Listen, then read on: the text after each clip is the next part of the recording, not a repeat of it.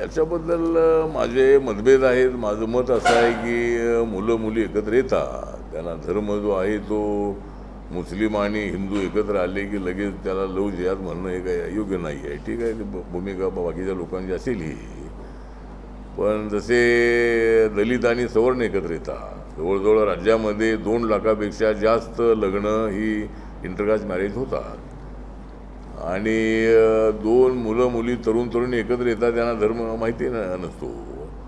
त्यामुळं जसं समीर वानखेडेचे वडील जे होते ते वाशिमचे होते आणि त्यांची एका मुस्लिम मुलीबरोबर त्यांची ओळख झाली, ते तरुण असताना आणि त्यांचं लग्न झालं.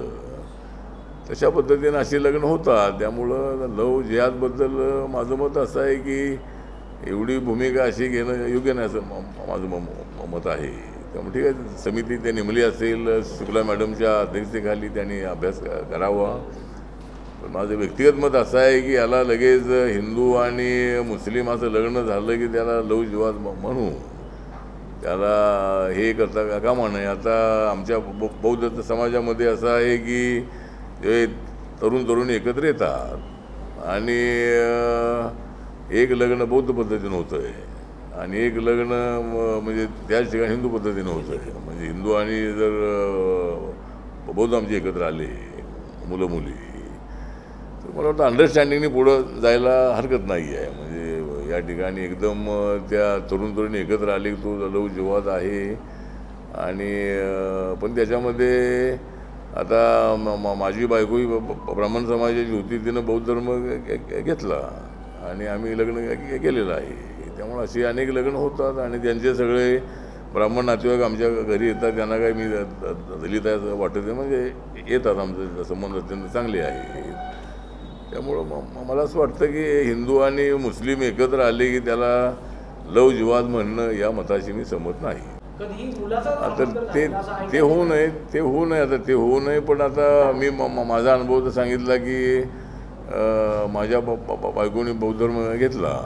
त्यामुळं पण लव जिहादमध्ये यासाठी आता मुस्लिम मुलांनी हिंदू मुलीचं लग्न केलं तर तिला ते मुस्लिम बनवतात, अशा पद्धतीचं आपलं म्हणणं आहे.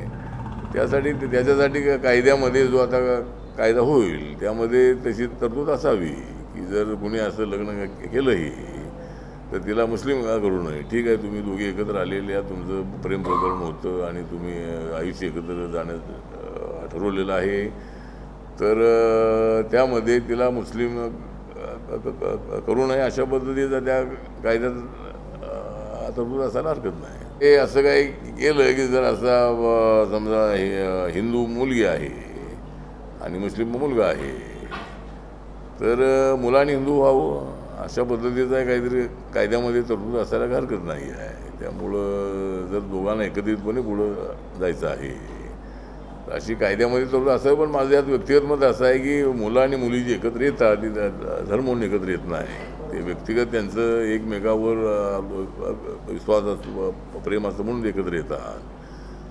आणि अशी अपवादात्मक प्रकरण आहेत, हजारो लाखोमध्ये एखादं प्रकरण आहे. ते काय रोज एवढे हजारो प्रकरण आहेत असं काही नाही आहे.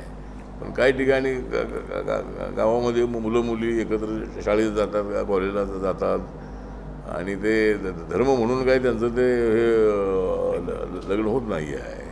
पण यामध्ये या सगळ्या बाबींचा विचार करून कायदा व्हावा असं आपलं मत आहे.